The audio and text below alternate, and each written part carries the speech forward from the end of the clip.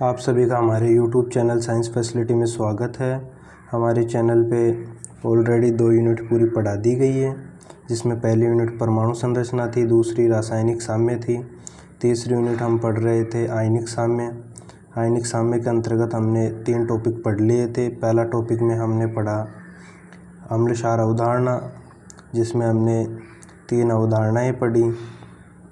किस प्रकार किस किस अवधारणा में अम्ल क्षार को कैसे परिभाषित किया गया, डिटेल से हमने देखा। उसके बाद में हमने पीएच मान पढ़ा या पीएच स्केल जिसको बोलते हैं, उस पर कैसे कैसे क्वेश्चन पूछे गए हैं, क्या उसकी रेंज है, पूरा डिटेल से पढ़ा। उसके बाद हमने तीसरा टॉपिक दुर्बल अम्ल और दुर्बल क्षार का वियोजन पढ़ा। उसके बाद में हमने समाइन प्रभाव पढ़ा। और इसी क्रम में आज हमारा नया टॉपिक है विलेयता गुणनफल, सोलिबिलिटी प्रोडक्ट यानी KSP। देखिए, विलेयता सोलिबिलिटी क्या होती है। किसी विलेय की अधिकतम मात्रा जो 100 ग्राम विलायक में घुली हुई हो विलेयता कहलाती है। अथवा इसकी एक परिभाषा और है कि संतृप्त विलयन में उपस्थित विलेय की मात्रा विलेयता कहलाती है। विलेयता की यूनिट क्या होती है, मोल पर लीटर। देखिए एक रिएक्शन, इसमें एक रिएक्शन दे रखा है AB, ये टूट रहा है A+ और B नेगेटिव में, और इस AB को क्या कहा हमने, आंशिक विलेय लवण का। अब देखो हम इसका अभिक्रिया का साम्य नियतांक देखते हैं। साम्य नियतांक क्या होता है कि उत्पादों की सांद्रता बटा अभिकारक की सांद्रता। तो हमने लिख दिया उत्पाद में A+ और B- है, इनकी सांद्रता के रूप में लिख दिया। सांद्रता का बड़ा कोष्ठक ही सांद्रता है, तो दोनों की उत्पादों की सांद्रता ले लिया और क्रियाकारक की सांद्रता ले लिया। अब AB क्रियाकारक की सांद्रता को K से गुणा कर दिया।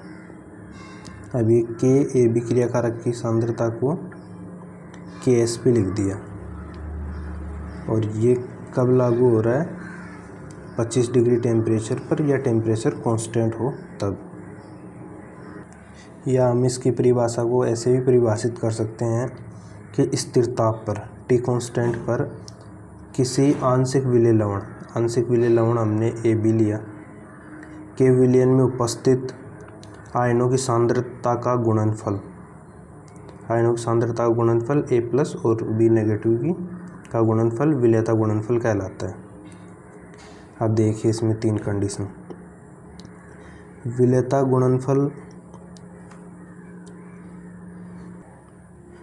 गुणनफल यदि उत्पादों की सांद्रताओं के गुणनफल के बराबर होगा तो विलयन संतृप्त विलयन होगा। यदि विलेयता गुणनफल KSP उत्पादों की सांद्रताओं के गुणनफल से अधिक होगा तो विलयन असंतृप्त होगा।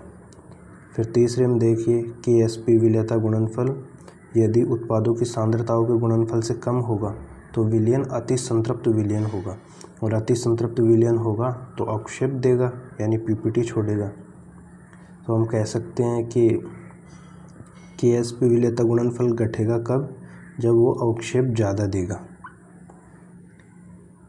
अब देखिए नेक्स्ट एरो में क्या दे रखा है कि 112233 संयोजी लवण। इसको ध्यान से देखना, इस पे बेस्ड MCQ बहुत पूछे जाते हैं एग्जाम में। देखिए एग्जाम्पल से समझते हैं। एक रिएक्शन लिया हमने AgCl, एक साल्ट ले लिया, इसको वियोजन करवाया Ag+Cl नेगेटिव में टूट गया। ये AgCl की सोलिबिलिटी हमने S मान ली, आयनों में टूटा उनकी भी S मान ली।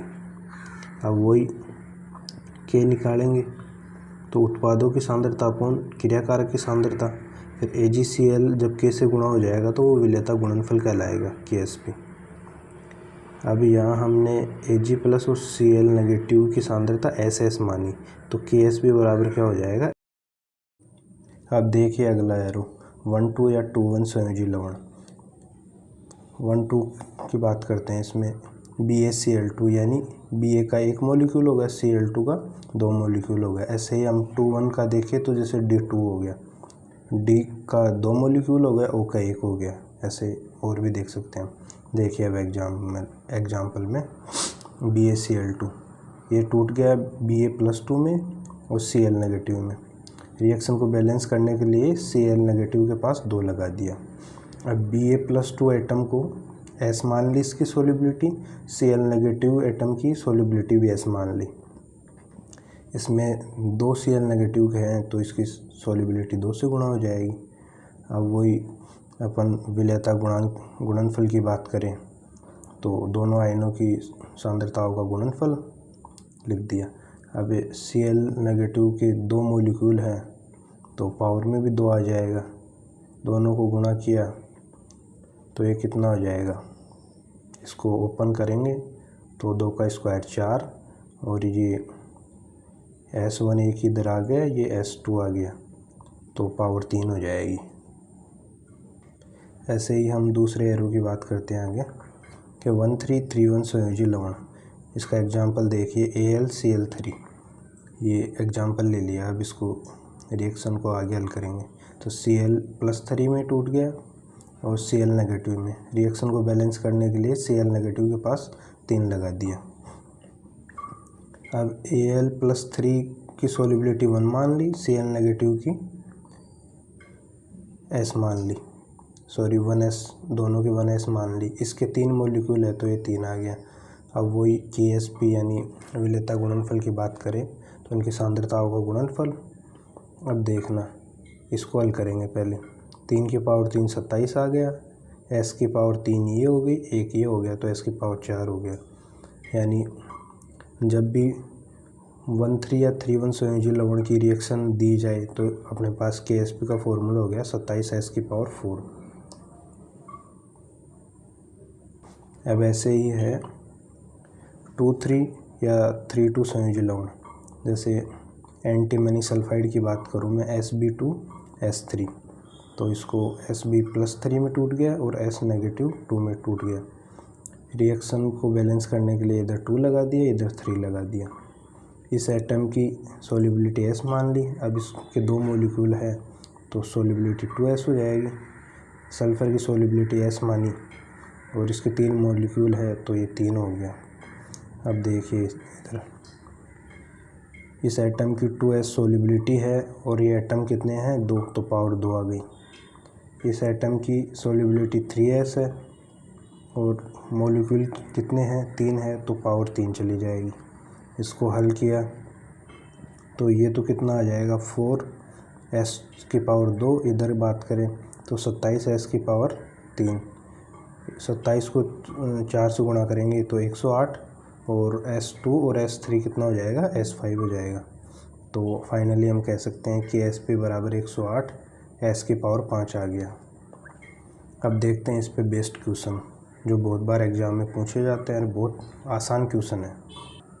देखिए AgCl का विलेयता गुणनफल Ksp दे रखा है हमें 16 × 10 की पावर -20 मीटर स्क्वायर है, तो इसकी विलेयता ज्ञात कीजिए। देखिए AgCl यानी 1,1 का एग्जाम्पल आ गया तो इसकी सोलिबिलिटी का फॉर्मूला सीधा याद होना चाहिए, Ksp बराबर S², जैसे हमने पहले पढ़ा था। ये वाला फॉर्मूला सीधा याद होना चाहिए। अब देखिए इसमें हमसे विलेयता पूछ रहा है, Ksp का वैल्यू ये दे ही रखा है। अब S का निकालेंगे तो रूट डाल देंगे Ksp पे, फिर रूट में Ksp की वैल्यू रखेंगे ये 16 × 10 की पावर -20, तो 16 का वर्गमूल कितना हो गया 4, और ये देखिए 1/2 से 2 पावर कट जाएगी तो 10 की पावर 10 बच जाएगा। तो फाइनली आंसर आ गया S बराबर 4 × 10 की पावर -10 m। अब देखते हैं अगला क्वेश्चन। क्वेश्चन क्या दे रखा है देखिए, AB तथा AB2 लवण का विलेयता गुणांक Ksp क्रम से 10 की पावर -10 तथा 4 × 10 की पावर -12 है, तो इसमें किसकी विलेयता अधिक होगी। यानी 2 क्वेश्चन पूछ लिया हमसे। देखते हैं पहले AB के लिए हल करते हैं इसको। AB के लिए सोलिबिलिटी निकाली तो AB यानी 1,1 एटम के लिए हमने सोलिबिलिटी का फॉर्मूला Ksp बराबर S² पढ़ा, तो S बराबर क्या आ जाएगा √Ksp, और Ksp की वैल्यू इसमें रख दी तो S बराबर कितना आ गया 10 की पावर -5। अब ऐसे ही A2B के लिए देखते हैं सोलिबिलिटी। B2 के लिए क्या आ जाएगा, ये KSP बराबर 4S की क्यूब। अब SC तो KSP के बटे में 4 आ गया, इसकी पावर को हटाएंगे तो ये 1/3 के रूप में पावर आ जाएगी। अब 1/3 पावर को अपन रूट में लिख के और 3 लगा के भी लिख सकते हैं। अब इसमें KSP का वैल्यू रख दिया तो 4 से 4 कट गया, ये 10 की पावर -12 और इसको लिख दिया 1/3, तो ये कट जाएगा, तो S बराबर 10 की पावर -4। इस क्वेश्चन में पूछ क्या रहा है कि किसकी विलेयता अधिक होगी। देखिए AB2 की विलेयताई 10 की पावर -4 और AB लवण की विलेयताई 10 की पावर -5। अब ज़्यादा विलेयता किसकी होगी, AB2 की विलेयता ज़्यादा होगी AB की विलेयता से। कारण क्योंकि माइनस में जब पावर आती है ना तो उल्टा चलने स्टार्ट हो जाता है। अब अगला क्वेश्चन देखिए, बहुत इंपॉर्टेंट क्वेश्चन है।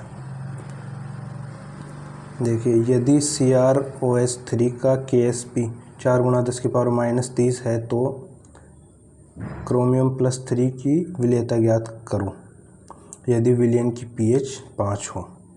अब देखिए ये क्रोमियम हाइड्रोक्साइड दे रखा है, यानी क्षार है, और हमें pH दे रखी है, pH अम्ल की निकलती है। क्योंकि हम एक फॉर्मूला जानते हैं कि pH + POH = 14 हो गया, तो इस फॉर्मूले में रख के वैल्यू POH निकाल लेंगे। 14 में से 5 जाएगा तो 9 बच गया। अब ये OH आयन की कंसंट्रेशन निकालेंगे, OH आयन की कंसंट्रेशन निकालेंगे तो 10 की पावर -9 बच गया। अब देखिए रिएक्शन, ये क्रोमियम हाइड्रोक्साइड टूट गया क्रोमियम +3 में और OH नेगेटिव में। अभिक्रिया को संतुलित करने के लिए इधर 3 लगा दिया। क्रोमियम +3 आयन की सोलिबिलिटी 1S ले ली और OH नेगेटिव की S ले ली। OH नेगेटिव की 3 मॉलिक्यूल है तो 3S आ गई। और अब इसकी KSP की बात करें तो इसका 1 मॉलिक्यूल है तो पावर 1 आ गई ऊपर, इसमें 3 मॉलिक्यूल है तो पावर 3 आ गई। अब यहाँ इम्पोर्टेंट चीज़ है, ध्यान से समझना। अब ये S3 आयन की कंसंट्रेशन दी गई है हमें 10 की पावर -9 जो अभी निकाली है, ना कि केवल S की, अकेले S की नहीं, ये 3S की कंसंट्रेशन है। तो इसमें रख दिया तो अभी आ जाएगा। क्वेश्चन में हमें KSP दे भी रखा था, KSP की वैल्यू रख दी, इसको सॉल्व किया तो अपने पास ये आ गया। फाइनली इसको सॉल्व करेंगे तो 4 × 10 की पावर -3m आ जाएगा। और इसमें ये क्रॉस लिख के दे रखा है, इसका मतलब ये गलत है, इसको ऐसा नहीं कर सकते, ये इसका इंडिकेशन बता रहा है। देखिए ये नोट बहुत इम्पोर्टेंट है। क्या कारण है कि सेकंड ग्रुप में H2S गैस अम्लीय माध्यम में तथा फोर्थ ग्रुप में H2S गैस क्षार के माध्यम में प्रवाहित करते हैं। एक तो कारण इसका सीधा सा ये देख लो, जब इस तरह की प्रक्रिया की जाती है तो H+ आयन की सांद्रता विलयन में बढ़ने लगती है, जिस कारण अभिक्रिया पश्चिम दिशा की ओर जाने लगती है, जिसके कारण H2S का आयनन या वियोजन कम होने लगता है, फलस्वरूप सेकंड ग्रुप अवक्षेपित हो जाता है।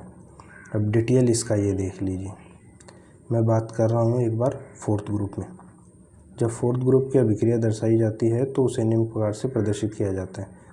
H2S गैस लिया, इसको अभिक्रिया में तोड़ दिया तो H2 में टूट गया और H+ आयन में टूट गया, और ये क्षार के माध्यम अमोनियम हाइड्रोक्साइड ले लिया और इसको अलग तोड़ा अमोनियम प्लस और OH नेगेटिव आयन। ये रिएक्शन करके यहाँ H2 जल का निर्माण कर रहा है। देखिए यहाँ H2 के निर्माण के कारण अभिक्रिया अगर दिशा में जाएगी तो H2S का आयनन बढ़ जाएगा। आयनन बढ़ गया तो फोर्थ ग्रुप में अवक्षेप या PPT हो जाता है। ऐसा ही हम इसको अम्लीय माध्यम में ले तो H2S को तो H+ में और S-2 में टूटेगा।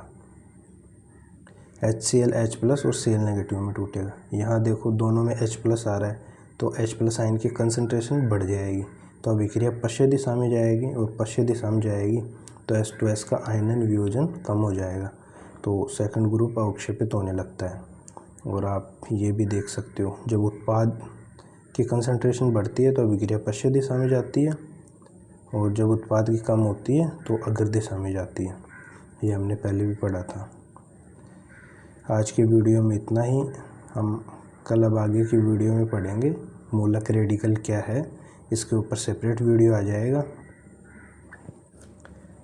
और ये यूनिट के में जितने भी टॉपिक हैं सेपरेट करके अच्छे से समझा के यूट्यूब पर वीडियो अपलोड कर दूंगा। कुछ भी चीज़ समझ नहीं आए तो कमेंट के माध्यम से पूछ सकते हो। यूट्यूब पे कहीं भटकने की ज़रूरत नहीं है। साइंस फैसिलिटी चैनल पे आपको फिजिक्स, केमिस्ट्री और बायोलॉजी तीनों के पूरे के अच्छे से नोट्स मिल जाएंगे। सिलेबस के अकॉर्डिंग पूरा पढ़ा दूंगा मैं।